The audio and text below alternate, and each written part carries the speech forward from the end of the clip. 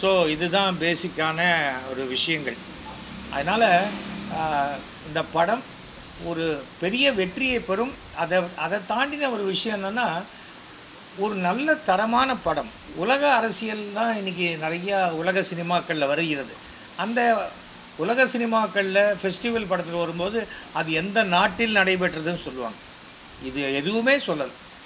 ரொம்ப ஒரு புத்திசாலித்தனமாக, ஆனால் பார்த்தவுடன் இது எங்கு நடக்கிறது என்னங்கிறது அவ்வளவு தெளிவாக தெரியக்கூடிய ஒரு விஷயம். நான் தீவிரவாதத்துக்கு எதிரானவன் பர்சனலாக. ஆனால் எந்த இடத்திலும் ரத்தம் சிந்தக்கூடாது என்று நினைப்பவன். நான் ராஜபக்ஷே அவர்களையே நான் டெல்லியில் நேராக பார்த்தபோது சொன்னேன், புத்தருடைய நாடுன்னு சொல்கிறேன், உங்கள் நாட்டில் ஏன் இவ்வளோ ரத்தம் சிந்தப்படுகிறது, தப்பு இல்லையா அப்படின்னு கேட்டேன். நமக்கு என்ன இருக்குது? நமக்கு எதையும் சார்ந்து யாரோ நம்மளை தூண்டி விட்டு கேட்குற கேள்வியெல்லாம் கிடையாது. அது மாதிரி ஒவ்வொரு விஷயங்களும் நம்மளை பொறுத்த வரைக்கும் இது நியாயமாக இருக்குது. சென்சார் என்பதே ஏதோ மத்திய அரசு சொல்கிறாங்க, அவங்க சந்தோஷப்படுறாங்க, அவங்க சந்தோஷத்துக்கு செய்யணும்னு நினைக்கிற மாதிரியான சூழ்நிலை பார்த்திங்கன்னா நிறைய இப்போ பிரச்சனைகள் வரும்போது தெரியுது. அது தேவையில்லாத ஒன்று. அங்கே போடுறவங்க நம்மளை மாதிரி நடுநிலையாளர்களாக போட்டாக்க அது சிறப்பாக இருக்கும். அவ்வளோதான். நான் முதல்ல ஃபஸ்ட்டு டைம் நான் இதே மாதிரி சென்சாரில் இருந்தபோது, போர்டு மெம்பராக இருந்தபோது நான் தான் இங்கே தலைமை. அப்போது ஒயிட் ஸ்வான்னு ஒரு படம். அந்த படம் எப்படின்னா, மதுரா இல்லையா, நார்த் இந்தியாவில் மதுராவில் அங்கே விதவைகளான இளம் பெண்கள் அந்த பிருந்தாவனில் போய் சேர்ந்துருவாங்க.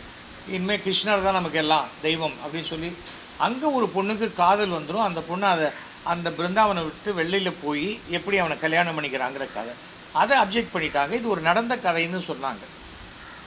பிருந்தாவனத்தில் இது மாதிரி நடக்கவே கூடாது, இது நடந்ததே தப்பு, இது மாதிரி நடந்திருக்கக்கூடாது அப்படின்னு சொல்லி அந்த படத்தை ஸ்டாப் பண்ணிட்டாங்க, பேன் பண்ணிட்டாங்க. திருப்பி நான் பார்த்த உடனே அந்த படத்தில் என்ன அப்ஜெக்ட் பண்ணியிருக்காங்கன்னு பார்த்தேன். பிருந்தாவனத்தில் இது நடக்கக்கூடாது. அந்த ஃபஸ்ட்டு ஷாட் ஒரு ட்ரெயின் நிற்கும். அதில் பிருந்தாவன் அங்கே காட்டுவாங்க. அந்த 3 அடி ஷாட்டை மட்டும் எடுக்க சொல்லிட்டு அந்த படத்துக்கு யூ சர்டிஃபிகேட் கொடுத்தேன். அது ஒரு காதல் கதை. ஏன் விடோவான ஒரு பொண்ணு லவ் பண்ணக்கூடாதா? பொண்டாட்டி போயிட்டா புருஷன் உடனே மாப்பிள்ளை ஆகிடலாம்.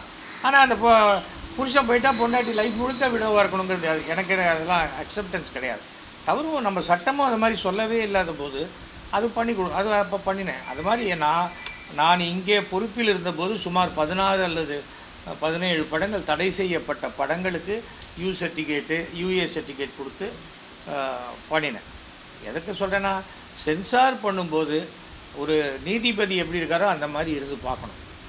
அதை விட்டுட்டு இருந்தால் பாவம் படம் எடுத்த தயாரிப்பாளர்களுக்கு தான் பிரச்சனை. அவங்க படத்தையும் எடுத்து இவங்கக்கிட்ட கொண்டு நின்று ஐயா அப்படின்னு சொல்லி அவங்க படம் பார்க்குறவங்களுக்கு கூல்ட்ரிங்க்கு, இளநீர், பிரியாணி எல்லாம் வாங்கி கொடுத்து கடைசியில் அவங்க சொல்கிறத கேட்டு ஐயா அப்படின்னா அது அயோக்கியத்தனமான ஒரு விஷயமாகத்தான் பார்க்குறேன். அன்றைக்கி சென்சாரில் கூட நான் சொன்னேன், சினிமா படம் எடுக்கலைன்னா இங்கே இருக்கிற யாருக்கும் வேலை கிடையாது. அதை முதல்ல தெரிஞ்சுக்க. சினிமாவே எடுக்கலைன்னா சென்சாருக்கு என்ன வேலை? சென்சார் நம்ம கத்திரிக்கோள் நம்மக்கிட்ட இருக்குன்னா எப்படி வேணால் வெட்டி விட்டுற முடியுமா? விட்டக்கூடாது. அதில் நிறையா விவரம் தெரியாதவங்களாம் போடுறாங்க. சார் ஹீரோ ஹெல்மெட் போட்டுக்கலன்றான். கதைப்படி அவன் ஹெல்மெட் போட்டுக்காத போய் தான் அடிபட்டு தலையில் அடிபட்டு ஹாஸ்பிட்டலில் இருக்கான்னு கதை வருது. அவன் ஹெல்மெட் போட்டுனா அந்த கதையை எப்படி எடுப்பாங்க? டாக்குமெண்ட்ரி வேறு, சினிமா வேறு. அதை முதல்ல சென்சார் போர்டில் இருக்கிறவங்க புரிஞ்சுக்கணும். சென்சார் போர்டு என்பது டெல்லியில் ஆளும் கட்சியுடைய உறுப்பினர்கள் மட்டுமே, அங்கத்தினர்கள் மட்டுமே இருக்கக்கூடிய ஒரு விஷயமாக இருக்கிற வரைக்கும் சென்சார் போர்டு என்பது நியாயமாக செயல்பட வாய்ப்பே கிடையாது. இதுதான். ரஜினி, கமல், விஜய், அஜித் அவங்க படத்துக்குலாம் சென்சார் பிரச்சனையே வரமாட்டேங்குது சார். அவங்க கட் எடுக்கிறாங்க, தலையை வெட்டுறாங்க, கொலை பண்ணுறாங்க, ரத்தமாக கொட்டுது. ஆனால் அவங்களுக்குலாம் சென்சார் ஒரு பிரச்சனையே வரமாட்டேங்குது. கபாலி படம் சின்ன சின்ன படங்கள் மட்டுமே ஏன்? அதான் சார், கபாலி படம் உலகம் முழுக்க ஏ சர்டிஃபிகேட், இங்கே மட்டும்தான் யூ சர்டிஃபிகேட். இதுதான் விஷயம். புரிஞ்சுதா? நான் சொல்கிறது புரிஞ்சதில்லை.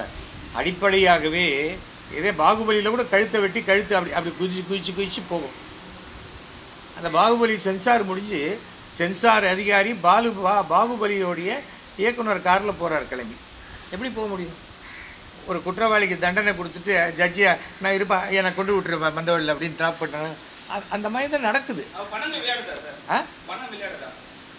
சார் ஒரு இடத்துல ஊழல்னு வந்தால் அது பணமாக இருக்கலாம், பொருளாக இருக்கலாம், ஜந்துக்களாக இருக்கலாம், என்ன வேணால் இருக்கலாம். ஆனால் ஊழல் அது தவறு. என்ன சொல்லுங்கள், யார்கிட்ட ஒரு பைசா காசு வாங்கின கொம்பன் படம் வந்தது, நான் 30 லட்ச ரூபா கேட்டேன், 50 லட்ச ரூபா கேட்டேன்னு ஞானவேல் ராஜா சொன்னார். நான் கேட்டேன்னு தானே சொன்னார், வாங்கினேன்னு சொல்ல முடியல. அவரால் வாங்கினேன்னா ப்ரூவ் பண்ணும்ல. நான் மயிலாப்பூர் எம்எல்ஏ இருக்கும்போது என் மேலே இருந்த பெரிய குற்றச்சாட்டு, எஸ்வி சேகர் அந்த பக்கோடா கடையில் டெய்லி 10 ரூபாய்க்கு பக்கோடா ஃப்ரீயாக வாங்கிட்டு போகிறாரு. அது எம்எல்ஏ பதவியே கேவலப்படுத்துற மாதிரி. அவங்க கோடிக்கணக்கில் அடிக்கும் போது 10 ரூபாய்க்கு பக்கோடா வாங்குறேன்னா, அது மாதிரி நம்ம மேலே சரியாக குற்றம் சுமத்த முடியலைங்கும் போது இந்த மாதிரி பண்ணுறாங்க. அது என்னன்னா, பிரபலமான ஒரு படம்னா இப்போ ரஜினி படமே எடுத்துக்கோங்களேன். முன்னாடி குழந்தைகளோடு பார்க்கக்கூடிய மாதிரியா இருக்குது இன்றைக்கி ரஜினி படம் இல்லை. அதை ரஜினியை நம்ம குற்றம் சொல்ல முடியாது. ஏன்னா அவர் இந்த படத்துக்கும் யூ சர்டிஃபிகேட் தான் கொடுக்குறாங்க, யூஏ தான் கொடுக்குது. ஏ சர்டிஃபிகேட் கொடுத்துட்டா என்ன பிரச்சனை? டெலிவிஷனில் வராது. யூஏ இதெல்லாம் கொடுத்துட்டா பிரச்சனை கிடையாது. ஸோ தயாரிப்பாளர் கோடிக்கணக்கில் படம் போட்டு எடுக்கிறாங்க. எடுக்கும்போது சென்சார் ரூல்ஸை பார்த்துட்டு எடுக்கலாம். சென்சார் ரூல்ஸில் இப்போ கூட போட்டிருக்கு, எந்த ஜாதியையோ எந்த மதத்தையோ எந்த சிறு குழுவையோ அவமதிக்கும்படியான காட்சிகள் வைக்கப்படக்கூடாதுன்னு போட்டு. இப்போ இந்த பேட் கேர்ள்னு ஒரு படம் வருது, எதுக்கு? ஒரு கம்யூனிட்டியை வச்சு சொல்லணும். படிக்கிற பொண்ணு இந்த மாதிரி வயசில் கெட்டு போயிட்டான்னு சொல்லாமல் இந்த ஜாதி பொண்ணு கெட்டு போயிட்டான்னு சொல்கிறது அயோக்கியத்தனம். அப்போ என்ன ஆகுது? அந்த பட தயாரிப்பாளர் அல்ல இயக்குனர் மனசில் இருக்கிற அழுக்க கொண்டு கொட்டுற சாக்கடையாக அவங்க சினிமாவை நினச்சிக்கிறாங்க. சார் இப்போ இதே ஒரு படம் தான் சார். இந்த படத்திலே ஒரே ஒரு ஃபோட்டோஸ் மட்டும் தான் வச்சே வந்து ட்ரோல் பண்ணாங்க. ஒரு ஃபோட்டோ அந்த குழந்தை வந்து கையில் பிஸ்கெட் வச்சுருந்து நீங்கள் சொன்ன விஷயம் தான். அதே மாதிரி இலங்கையில் அந்த விஷயம் நடந்தது. சரிங்களா? அந்த ரெண்டுத்தையும் வச்சு தான் இன்னும் லாக் பண்ணியிருக்காங்களா சார்? தமிழ்நாட்டில் 10 கோடி பேர் இருக்காங்க சார். அந்த 8 கொலை பண்ணானே ஞாபகம் இருக்கா? ஒரு 8 கொலை பண்ண அவன் பேர் என் பேருக்காக கேட்டேன், ஜெயராஜா. அவன் என்ன சொன்னா, இல்லை 8 கொலை பண்ணவன் ஒரு கொலை பண்ணான். ஒரு ஆட்டோ சங்கரா, அது ஆட்டோ சங்கர் இருக்கார். 13 சரி, நான் இப்போ அதுக்கு 2 நாளுக்கு அப்புறம் பேப்பர் படிக்கல. அது 13 கொலை பண்ணார் வச்சுக்கோங்க. அந்த 13 கொலை பண்ணவர் என்ன சொல்கிறாரு, நான் இது மாதிரி ஒரு படத்தை பார்த்து பண்ணினேன் அப்படிங்கிறார். அதுக்கப்புறம் வந்த படம் என்ன சொல்கிறாங்க, நான் ஆட்டோ சங்கரை வச்சு நாங்கள் இந்த படம் பண்ணுறோம் அப்படிங்கிறாங்க. 10 கோடி பேரில் ஒரு 13 கொலை பண்ணது ஒரே ஒரு ஆட்டோ சங்கர் தான்.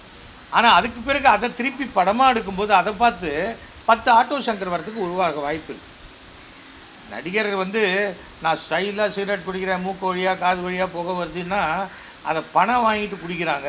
அதில் புகை வருதா, அது சிகரெட்டாக இல்லையா, அது வந்து டிஏயில் பண்ணுறாங்களா இல்லையாங்கிறது கூட தெரியாது.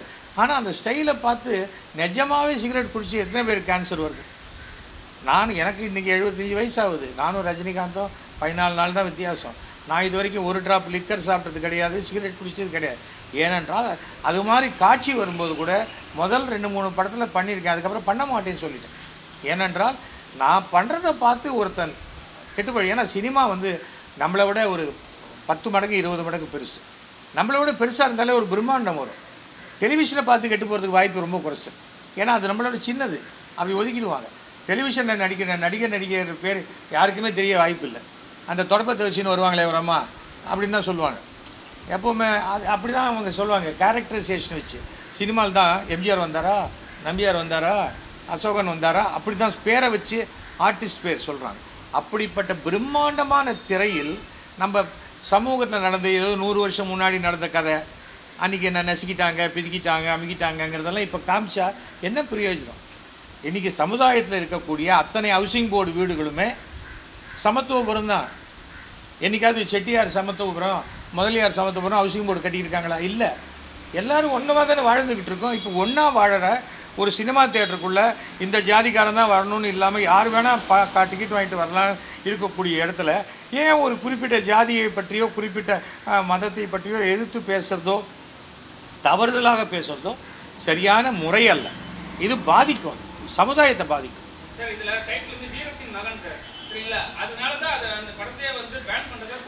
இல்லை அதெல்லாம் யார் சொன்னது? சொன்னால் நாங்கள் சொல்லணும்.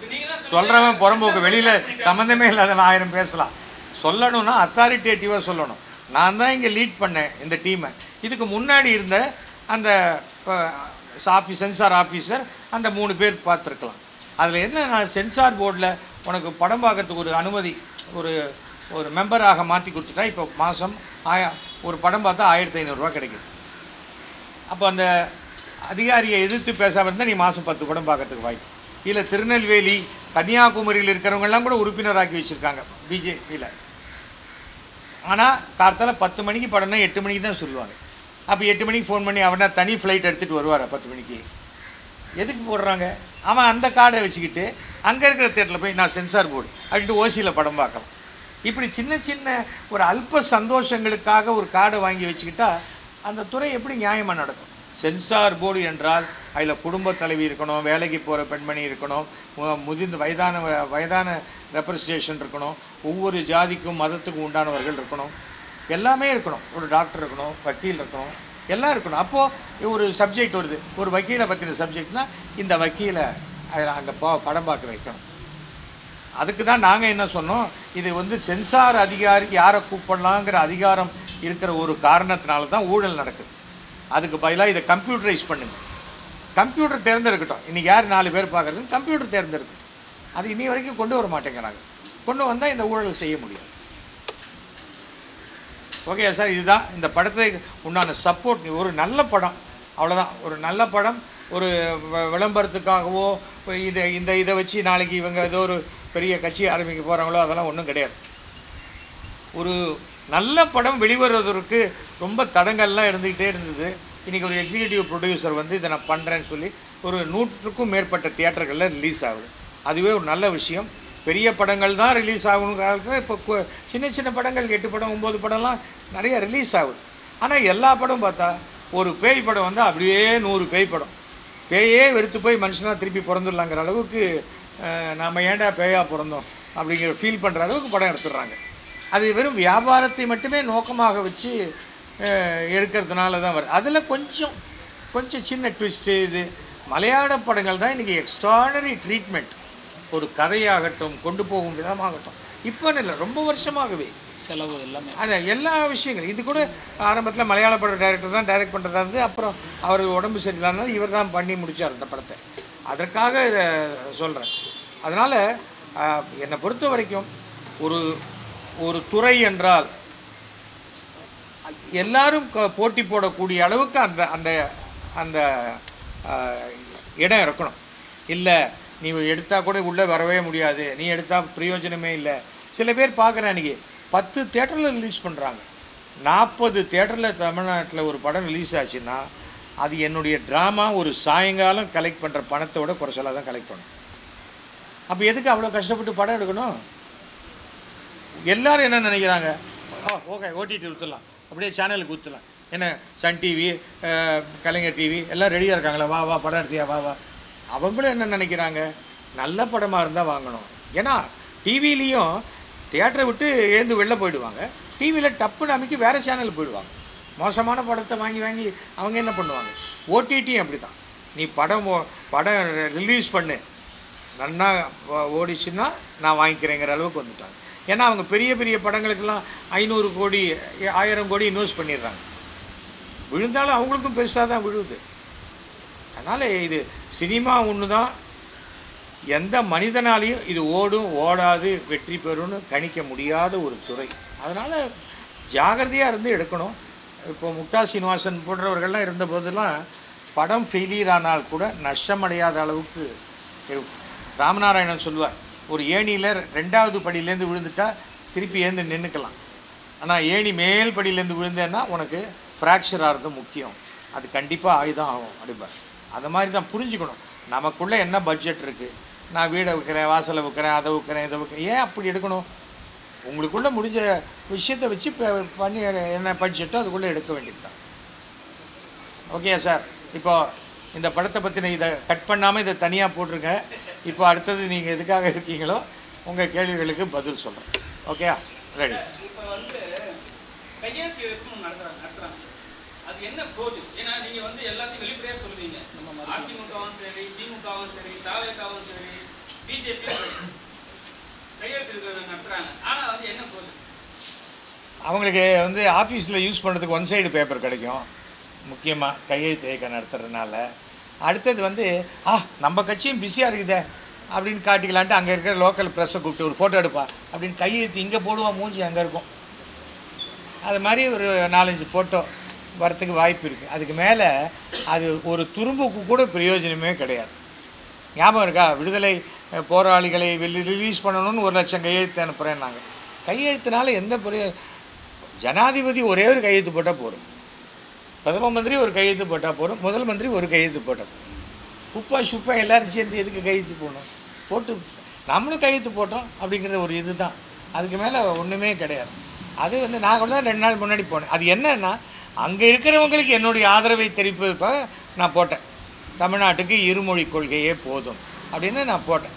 ஆனால் இந்த குழந்தைங்களை பிடிக்கிற பூச்சாண்டி பிடிக்க வருவாங்க, முட்டாய் கொடுத்து கூட்டின்னு போயிடுறது, வேனில் தூக்கின்னு போகிறாங்க மாதிரி குழந்தை பள்ளிக்கூட குழந்தைங்கள்லாம் கையை பிடிச்சி இழுத்து கையெழுத்து போட சொல்கிறது அயோக்கியத்தனம். அது தமிழக பாரதிய ஜனதா பண்ணது மன்னிக்க முடியாத தப்பு. குழந்தைங்களெல்லாம் கையை பிடிச்சி போக்சோ சட்டம்னு ஒன்று இருக்குது, நீ வந்து உங்கள் வீட்டு குழந்தைங்களை ஜாகிரதையாக ஹேண்டில் பண்ணணுன்னு இருக்குது. போகிற பையனை பிடிச்சி இழுக்கிறாங்க, பொண்ணை பிடிச்சி நல்ல எனக்கு பெண் குழந்தைய பிடிச்சி இழுத்த மாதிரி நான் பார்க்கல.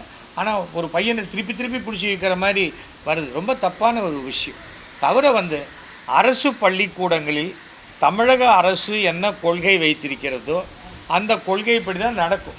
அது தெரிஞ்சு தான் பெற்றோர்கள் அரசு பள்ளிக்கூடத்தில் சேர்க்குறாங்க. அரசு பள்ளிக்கூடத்தில் வந்து டிஏவி ஸ்கூலை விட சிபிஎஸ்சி சிஸ்டத்தோட பிரமாதமாக இருக்குப்பா அரசு பள்ளிக்கூடம் அப்படின்னு யாரும் சேர்க்கலை. தனியார் பள்ளிக்கூடம் சிபிஎஸ்சி சிஸ்டம் என்பது பொதுவாக யாருக்குன்னா அப்பப்போ வெளி மாநிலத்துக்கு டிரான்ஸ்ஃபர் ஆகக்கூடிய பெற்றோர்களுடைய குழந்தைகளுக்காக. அப்போ அது எல்லா மாநிலத்திலும் அதுக்கு ஒரே சிலபஸ், அதுக்காக தான் அதில் சேர்க்கணுமே தவிர அதுக்கு மேலே ஒன்றும் இல்லை. சிபிஎஸ்சி படித்தா ஸ்டேட் போர்டை விட குறைச்சலான மார்க்கு தான் வாங்க முடியும். ரொம்ப ப்ரில்லியண்ட்டாக இருந்தால் தான். ஏன் அத்தனை பேரும் கிளாஸில் அவ்வளோ ப்ரில்லியண்ட்டாக இருக்கணும்? கிளாஸில் அத்தனை பேரும் ஒழுக்கமான மாணவராக இருந்துட்டால் போதுமே, சிட்டி நல்லா இருக்கும்ல. நாம் வந்து கல்விக்கு கொடுக்கக்கூடிய முக்கியத்துவத்தை விட ஒழுக்கத்துக்கு முக்கியத்துவம் கொடுக்க வேண்டும். அது நான் என்னுடைய வேண்டுகோள் தமிழக அரசுக்கு, கல்வித்துறை அமைச்சருக்கு என்னுடைய வேண்டுகோள் என்னங்கிறது நான் சொல்கிறேன்னா, வாரத்துக்கு 1 நாளாவது ஒழுக்கத்துக்கு பற்றிய ஒரு கிளாஸ் மாணவர்கள் நம்ம எடுக்கணும்.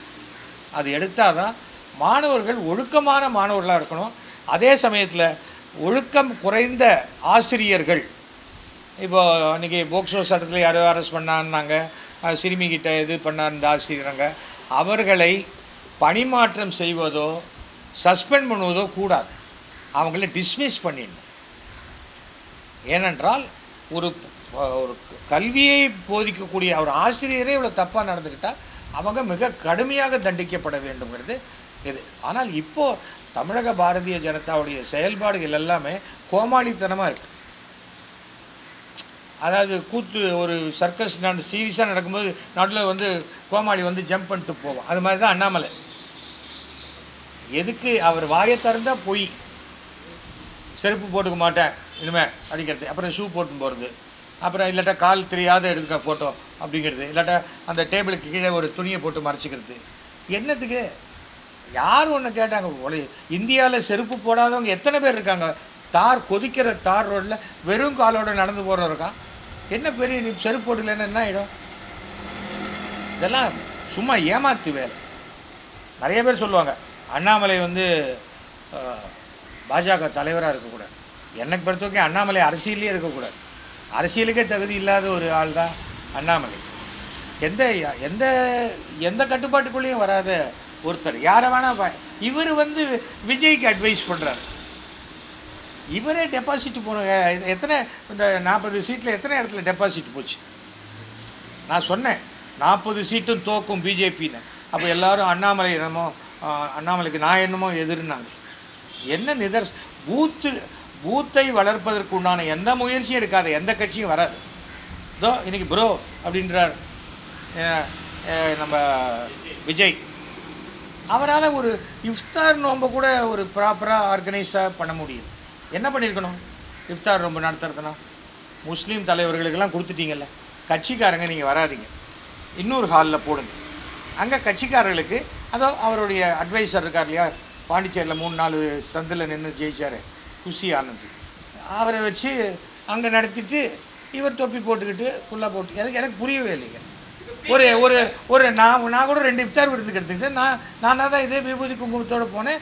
அந்த நோம்பின் முறையை அதை நான் வந்து பாராட்டுறேன், அதை மதிக்கிற மாதிரி போகிறேன். நான் உடனே அப்படியே நான் முஸ்லீமாக மாறி போகணுன்னு முஸ்லீமும் நினைக்கல, அவங்க நம்பவும் மாட்டாங்க. நம்ம ஏன் பண்ணணும்? அப்போ சுன்னத் கல்யாணத்துக்கு போகிறோன்னா என்ன பண்ண முடியும்? ஃபஸ்ட் ஆஃப் ஆல் நம்ம எல்லாத்துலேயும் நாம மாற முடியாதுங்க. நாம இருக்கணும், ஆனால் எல்லோருடையும் அனுசரித்து போகணும். அதுதான் சமுதாயம். எங்கள் பக்கத்து வீடு முஸ்லீம், அதோ எய்த்து வீடு கிறிஸ்டின், அதோ இந்த வீடு கிறிஸ்டின், அப்புறம் அதுக்கு அடுத்த வீடு முஸ்லீம். பிரியாணி எங்கேருந்து வரும்? நான் பிரியாணி சாப்பிட்றேன் இல்லையோ, எங்கள் வீட்டில் பிரியாணி சாப்பிட்ற இருக்காங்க, ஒர்க் பண்ணுறாங்க, அவங்களுக்கு கொடுக்குறேன். ஐயோ பிரியாணிலாம் இங்கே கொண்டாதீங்க சொல்ல மாட்டேன். ஏன்னா அது அன்பால் கொடுக்கப்படுகிறது. எனக்கு பிரியாணி கொடுக்க வசதி இருக்குதுன்னு கொடுக்கல அவங்க. ஏன்னா அவங்க வீடு என்ன விலையோ அதே விலை தான் இந்த வீடும், 16 கோடி ரூபா. அதனால் அவங்க வசதிக்காக கொடுக்குறேன். ஒரு நட்புக்காக கொடுக்கும்போது அதை மதிக்க தெரியும். நான் தான் சொன்னேன், நான் வெஜிடேரியனாக இருந்தால் கூட என் பக்கத்தில் இருக்கிறவங்க நான் வெஜிடேரியன், அசைவம், என்ன அசைவம் சாப்பிட்றவராக இருந்தாலும் அவர் பக்கத்தில் உட்காந்து என்னால் இட்லி வடகரி சாப்பிட முடியும். அது என் மனோபாவம். பஸ்ஸில் போகலையா, ஏன் வெஜிடேரியன் மட்டும் பஸ்ஸில் இருங்கப்பா, யாராவது ஏப்பம் விட்டா எனக்கு பிரச்சனையாக இருக்குது அப்படின்னா அவன் தான் இறங்கி போகணுமே தவிர அவன் மற்றவங்களை சொல்கிறதுக்கு எந்த ரைட்ஸும் கிடையாது. சமுதாயத்தில் நம்ம எல்லாரோடையும் சேர்ந்து வாழ பழகிக்கணும். அதில் ஃபெயில் ஆகிட்டேன். அதில் கட்சிக்காரங்களையும் உள்ளே விட்டு யார் இவர் போய் இன்வைட் பண்ணாங்களோ அவங்கள உள்ளே விட. ஆமாங்க, அப்போ வெளியில் வராத வீட்லேயே இருந்துடலாம். என்னங்க நான் என்ன கேட்குறேன், எம்ஜிஆருக்கு இல்லாத பிரச்சனையாக இவருக்கு வந்துடும். எம்ஜிஆர் வந்து ராத்திரி 8 மணிக்கு ஒரு மீட்டிங்க்கு வராருன்னு ஒரு ஊரில் சொல்லுவாங்க. விடிய காலத்தில் 3 மணிக்கு போவார். ஆனால் அந்த 8 மணிக்கு வரேன்னு சொன்ன போது இருந்த கூட்டம் ஒருத்தர் கூட கலையாமல் 3 மணி வரைக்கும் இருக்கும். அது வேற. அன்றைக்கு இருந்த நடிகர்களுடைய புகழ் வேற. இன்றைக்கி நாமளே பூஸ்ட் பண்ணிக்கிறோம். எந்த நடிகர் இது வரைக்கும் நான் கேட்குறேன், என்னை விட புதுசாக சேர்ந்த நடிகராகட்டும் யாராவது ஒருத்தர் தன் செல்ஃபோன் நம்பரை கொடுப்பாரா? நான் கொடுக்குறேன் இல்லை என் செல்ஃபோன் நம்பரை. முந்தா நேற்று கூட ஒரு மீட்டிங் 2500 பேர் இருந்தாங்க. 9841023545 இதுதான் என் நம்பர். எதுக்காக நம்பர் கொடுக்குறோம்? உடனே அந்த நம்பரை வாங்கி எனக்கு ஃபோன் பண்ணி என்ன பண்ண போகிறாங்க? கிடையாது. ஆனால் திடீர்னு ஒருத்தர் ஆஸ்பத்திரியில் சேர்க்கணும், அவங்களுக்கு ஏதோ பிரச்சனை இருக்குது, சார் நீங்கள் நம்பர் கொடுத்தீங்களா சொன்னால் நான் என்ன பண்ண போகிறேன்? நம்ம மினிஸ்டர் மாசுக்கு ஃபோன் பண்ணி, சார் இந்த மாதிரி ஒருத்தர் வந்திருக்காரு கொஞ்சம் ஹெல்ப் பண்ணுங்கள், அவ்வளோதான் பண்ண போகிறோம். நீ நம்பர் கொடுத்து பாருங்கள், உடனே எல்லோரும் 1,00,000 பேர் ஃபோன் பண்ணுவாங்களா? அதெல்லாம் பண்ண மாட்டாங்க. எதுக்கும் நம்மகிட்ட பேசிக்கிட்டு விஜயே நம்பர் கொடுத்தா கூட பார்த்தியா விஜய் நம்பர் என்கிட்ட இருக்குது அப்படின்னு காட்டுறதுக்கு தான், ஆட்டோகிராஃப் மாதிரி தான். உடனே ஃபோன் பண்ணி என்ன கேட்பாங்க? அதெல்லாம் சும்மா.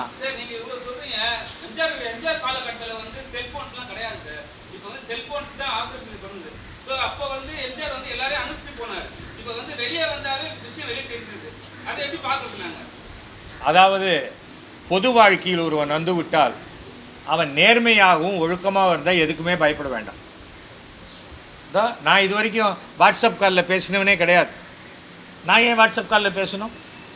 என்னை யாரோ ரெக்கார்ட் பண்ணுவாங்க, என்னை ஏதாவது அந்த பயம் தானே பேசணும்.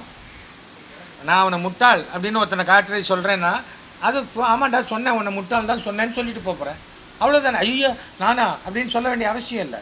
தவிர வந்து எல்லா கேஜெட்டுக்கும் நீங்கள் பயந்தா இன்றைக்கி நீங்கள் எந்த லைனில் பேசினாலும் வேற ஒருத்தர் ஃபோனை வாங்கி பேசினால் கூட நம்ம பேசுகிற பேச்சுக்கள் அனைத்தும் 4 வருஷம் இல்லை 5 வருஷம் அந்த செல் கம்பெனியில் இருக்கும். தெரிஞ்சு வச்சுக்காங்க. அதெல்லாம் வாட்ஸ்அப்பெல்லாம் ரெக்கார்ட் பண்ண முடியாது, அது பண்ண முடியாது. வாட்ஸ்அப் ஏன் ரெக்கார்ட் பண்ண முடியாது? வாட்ஸ்அப் கால் போட்டு பக்கத்தில் இன்னொரு ஃபோனை வச்சுக்கிட்டு ரெக்கார்ட் பண்ணிட்டா பண்ண முடியாதுன்னு கிடையாது. டெக்னாலஜி மாறி போச்சு. நாம் நேர்மையாக இருந்துட்டால் பயப்பட வேண்டிய வந்து விஜய் வந்து என்னோட என்னோட இப்போ 50 வயசு ஆச்சு அவருக்கு. ஆச்சு. என்னோட 25 வயசு சின்னவர். ஓகே, விஜய் அப்பா எனக்கு நல்ல ஃப்ரெண்டு. விஜய்க்கு நான் சொல்ல விரும்புவது என்னவென்றால், முதல்ல கேரவனை விட்டு இறங்கி பப்ளிக்கில் வர பாருங்கள். பவுன்சரெல்லாம் முதல்ல வச்சுக்காங்க. ஒய் கேட்டகரி இவர் கேட்டாருன்னு சொன்னால் அது விஜய்க்கு மைனஸ். மக்களை நெருங்க விடாமல் பார்த்துப்பாங்க. அண்ணாமலை கேட்டார்னா அந்த ஆளுக்கு ஆசை.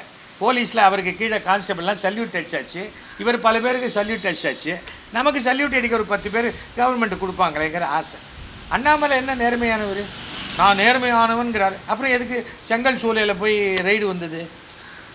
அவங்க உறவு வராங்க செங்கல் சூளையில்.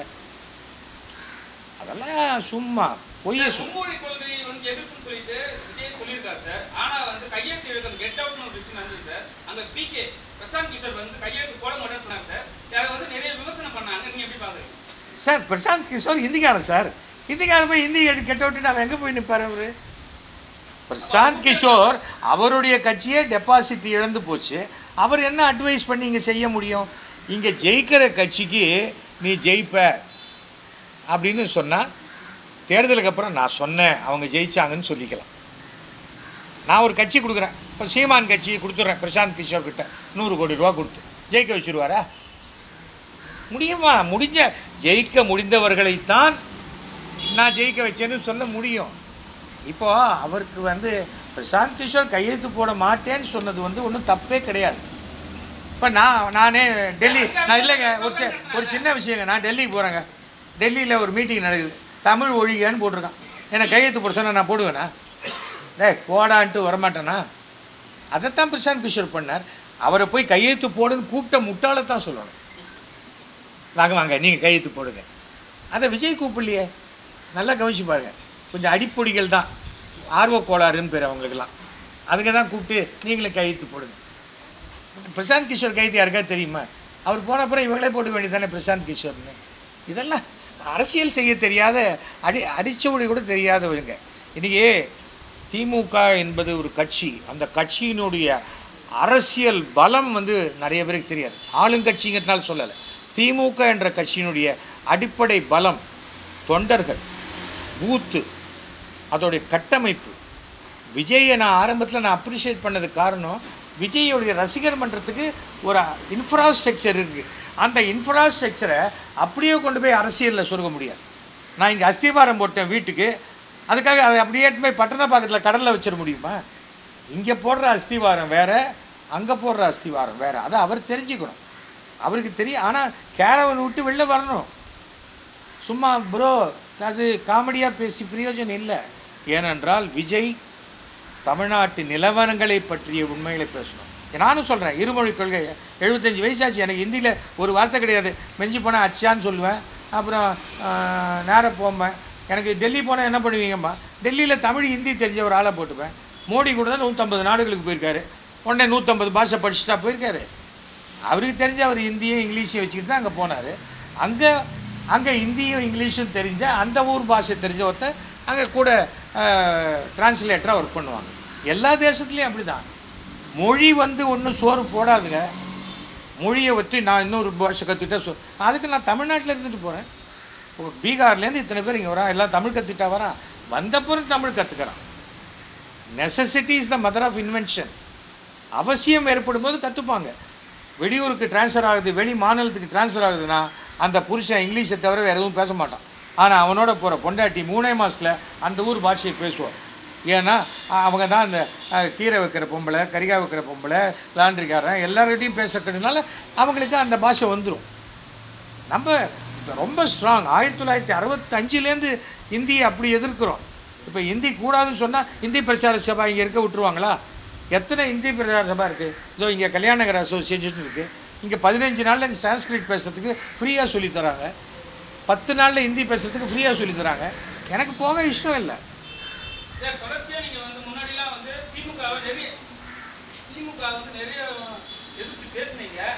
இப்போ பார்த்தீங்கன்னா கொஞ்ச நாள் முன்னாடி வந்து நீங்கள் திமுக ஆதரவாக பேசுறீங்க. ஆனால் வந்து சோசியல் மீடியா என்ன சொல்கிறாங்கன்னா, திமுக வந்து உங்களுக்கு அப்பாவுக்கு பேரை வந்து வச்சுட்டதுனால, தெரு பேர் வச்சுட்டதுனால நீங்கள் சப்போர்ட் பண்ணுறீங்க. இப்போ லேட்டஸ்ட்டாக நீங்கள் ஒரு விஷயம் சொல்லியிருந்தீங்க, 40 தொகுதியில் நான் போயிட்டு பிரச்சாரம் பண்ணேன். அப்போ 40 தொகுதியில் பிரகாசமாக சொன்னேன். அப்போது நான் பிஜேபியில் தானே இருந்தேன். பிஜேபியில் இருந்தபோது என்ன சொன்னேன்? 40 தொகுதியிலையும் பிஜேபி தோக்குன்னு நான் சொன்னேன்ல. 40 தொகுதியிலையும் திமுக ஜெயிக்கும்னு சொன்னேன்ல. அப்போ பிஜேபியில் தானே இருந்தேன். நான் வந்து எந்த கட்சியில் இருந்தாலும் அந்த கட்சிக்கு விசுவாசி கிடையாது. நான் ஆனஸ்ட்டாக இருக்கிறவன், நேர்மையாக இருக்கிறவன், நேர்மையான கருத்துக்களை சொல்லுவேன். அண்ணாமலை தப்பு பண்ணால் ஏன் அப்போ தான் சொன்னேனே. நான் பிஜேபியில் இருக்கும்போது தான் சொன்னேன், பிஜேபி 40 தொகுதியும் தோற்கும் அப்படின்னு சொன்னேன். அண்ணாமலை தோற்பார் சொன்னேனே. ஏங்க 2 பேர் நிற்கிறாங்க. இவர் தோப்பார்னா யார் ஜெயிப்பாங்க? அவராக ஜெயிப்பார். நீங்கள் தானே ஜெயிக்கணும். இது என்ன மறக்கிறேன்னு நினச்சிக்கிட்டு எப்படியோ கேட்குறேன். அதே இல்லை பாஸ், இல்லை ஒரு கட்சியை சேரும்போது அந்த கட்சி சார்ந்த விஷயங்களுக்கு என்னோடய கருத்தை தெரிவிப்பேன், கட்சி சார்ந்த கொள்கைகளை. ஆனால் இன்றைக்கி போட்டிருக்கார் முருகன் சொல்கிறார், ஒரு மொழியை வைத்து அரசியல் செய்யக்கூடாது.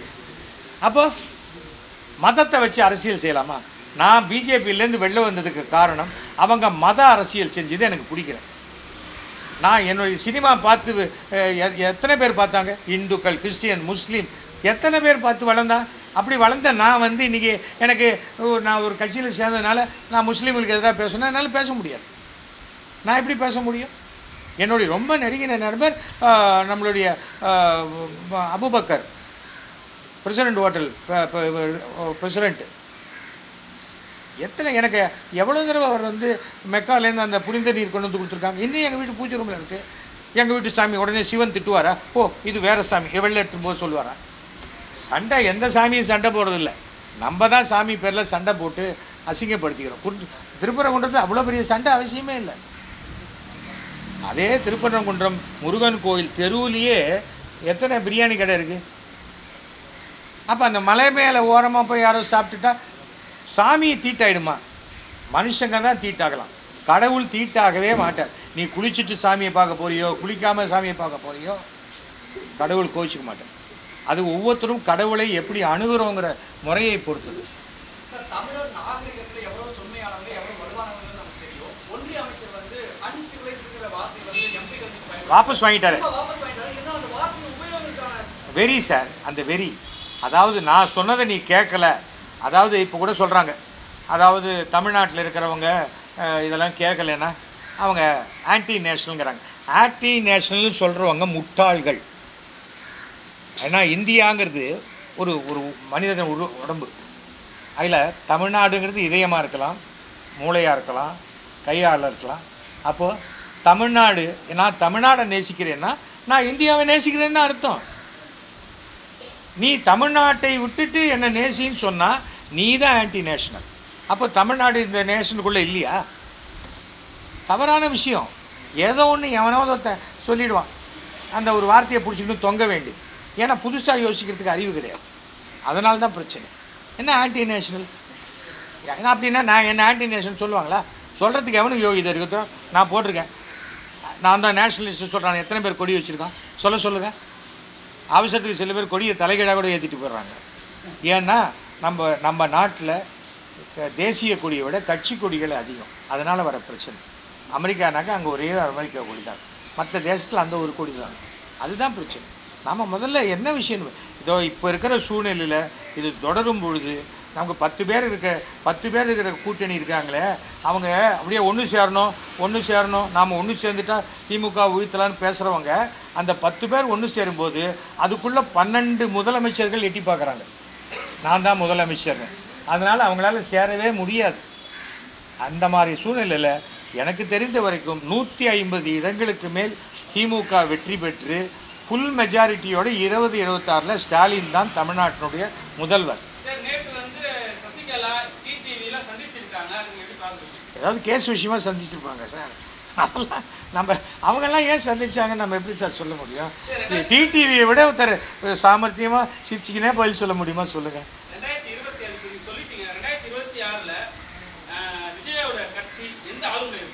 விஜயோட கட்சி 2026 எத்தனை சதவிகிதம் தனித்து நின்று ஓட்டு வாங்கினார்கள் என்ற காட்டக்கூடிய முயற்சியில் அந்த 2026 மே மாதத்துக்குள்ள விஜய் தமிழ்நாட்டை 2 முறை சுற்றி வந்தால் அவர் ஒரு 10% வரைக்கும் ஓட்டு வாங்கலாம், அவ்வளோதான். ஆனால் எல்லோரும் செதறி நின்னாக்க ஒரு பிரயோஜனமும் கிடையாது. நம்ம ஊரில் கூட்டு சேர்ந்து ஒன்று நம்ம சேர்ந்து ஆட்சியம் ஒரு ஒரு பொதுவான கருத்துக்கே ஒன்று சேர வரமாட்டேங்கிறாங்களே. ஏன் இருமொழி கொள்கைன்னு நான் தனியாக அனௌன்ஸ் பண்ணுவேன், ஆனால் அரசு மீட்டிங்கில் வந்து அனௌன்ஸ் பண்ண மாட்டேங்கிறாங்க. அதில் என்ன இருக்குது? ரகசியமாக சில விஷயத்துக்கு ஒன்று சேர்ந்துக்கிறாங்க, அவ்வளோதான். என்னை பொறுத்த வரைக்கும் இன்றைக்கி பர்ஃபார்மன்ஸ் நல்லா இருக்குது.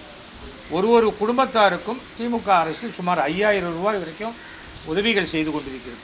1.5 கோடி பேர் பயனடைகிறாங்க. அந்த 1.5 கோடி பேர் ஓட்டு நிச்சயமாக இருக்கும். அதன் பிறகு இன்னொரு விஷயம் என்னென்னா, தமிழ்நாட்டினுடைய வெற்றி தோல்வியே 3 லட்சம் ஓட்டில் தான் நடக்குது. 100 ஓட்டில் ஜெயிக்கிறவன், 100 ஓட்டில் தோக்குறவன், 50 ஓட்டில் தோக்குறவன், இப்படியெல்லாம் இருக்காங்க. அந்த மாதிரி இருக்கும்போது நான் ஒரு சின்ன ரிக்வஸ்ட் மாண்புமிகு தமிழக முதல்வர்கிட்ட வச்சுருக்கேன். அது அந்தனர் நல வாரியம்னு ஒன்று ஆரம்பிங்க.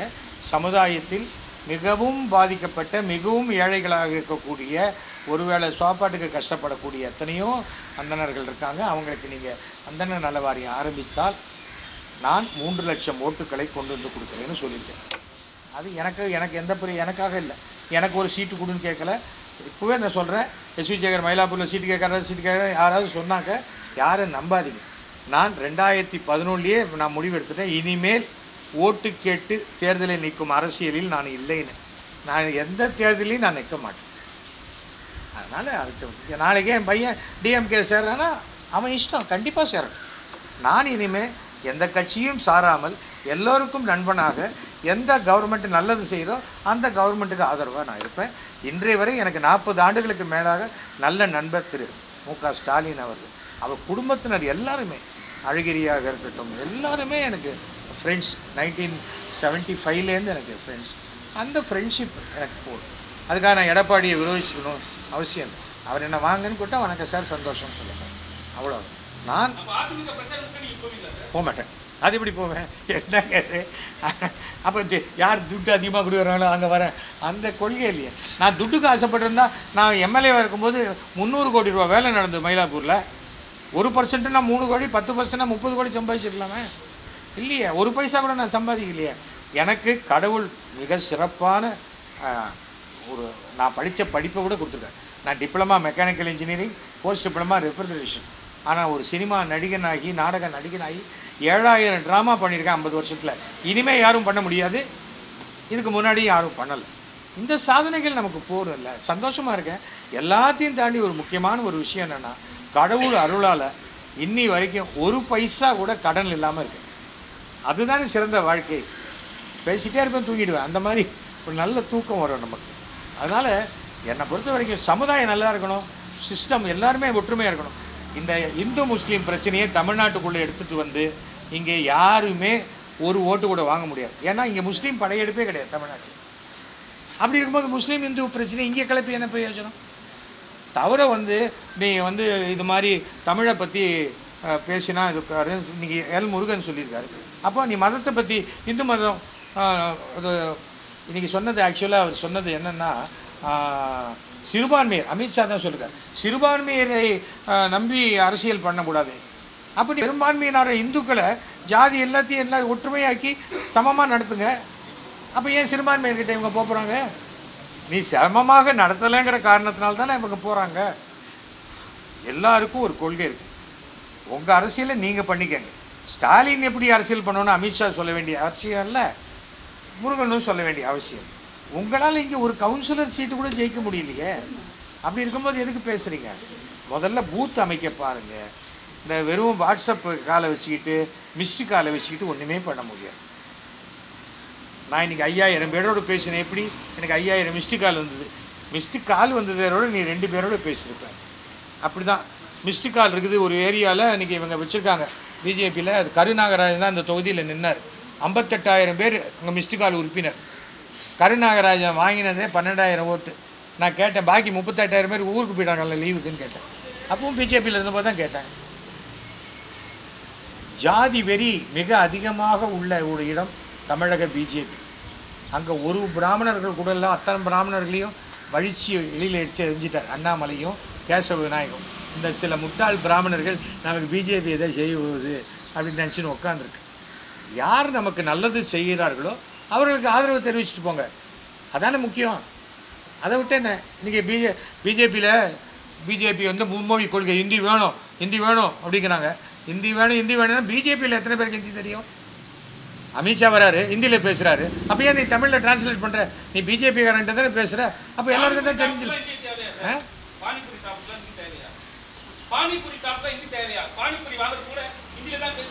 இல்லைங்க, பானிபூரி வாங்கிறதுக்கு ஹிந்தி தேவையில்லை. அது விற்கிறவன் தான் கற்றுக்கணும், வாங்குறவங்க கற்றுக்க வேண்டாம்.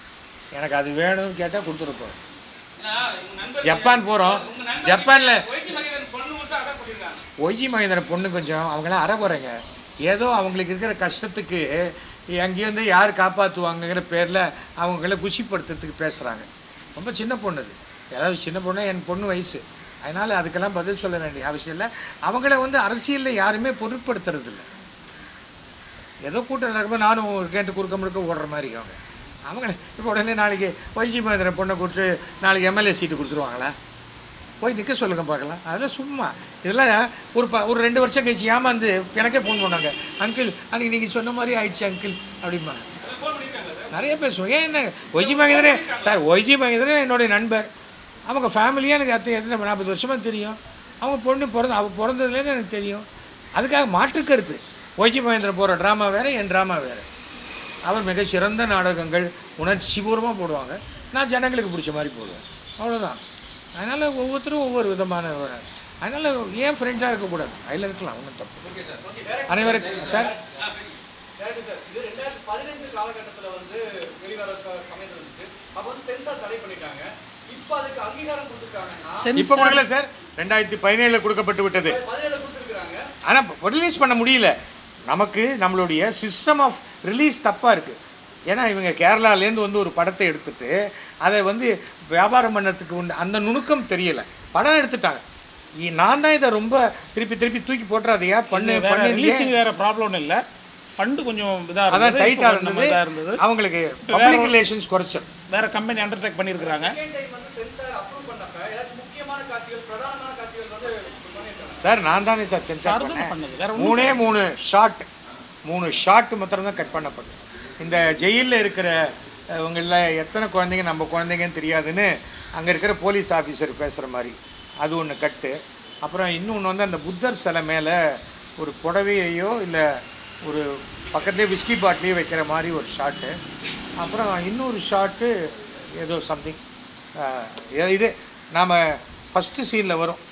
அந்த போய் அந்த ஜெயிலர் இருக்கார் இல்லையா, அவருடைய ஒய்ஃபோ பையனோ பேசுவான், அப்பா நீங்கள் லீவுக்கு வந்தோடனே நாம் கதிர்காமம் கண்டி கோயிலுக்கு போயிட்டு வரலாம். கதிர்காமம் கண்டிங்கிறது மட்டும் கோயிலுக்கு போயிட்டு வரலாம் மட்டும். ஏன்னு சொன்னால் இது இலங்கையில் நடக்கக்கூடிய கதை என்று தெரிந்தால் அப்போ அதுக்கு உண்டான இது இருக்குது, நம்ம செய்ய முடியாது. ஒரு நட்பு நாடுகளுக்கு உண்டான விஷயத்தை அங்கே இருக்கிற பிரச்சனையை நம்ம சொல்லக்கூடாது. இப்போ நான் இதை கட் பண்ண பிறகு இது எந்த நாட்டில் நடக்கிற கதைன்னே தெரியாது, பொதுவான ஒரு கதை தான், அவ்வளோதான். பார்க்குறவங்களுக்கு தெரியும். உலகத்தில் எங்கே வேணாலும் ரிலீஸ் பண்ணலாம், அந்த மாதிரி ஜெனரலாக தான் இருக்குது. இப்போ நம்ம ஒரு நாம் ஒன்றுமே நாட்டை பற்றியோ கரெக்ட் சார் இப்போ சொல்ல மாதிரி தான் இதை பற்றியோ ஒன்றுமே இல்லை. நான் சொல்லும் போதே நீங்கள் ஒன்றும் கோச்சிக்காதீங்க ப்ரோ அப்படின்னு நான் சொல்லிட்டேன்னு வச்சுக்கோங்களேன், நீங்கள் உடனே சொல்லுங்கள் என்ன சார் அவரை மாதிரி பேசுகிறீங்க.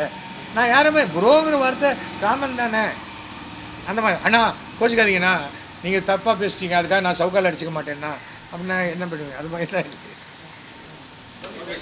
நன்றி, வணக்கம் சார்.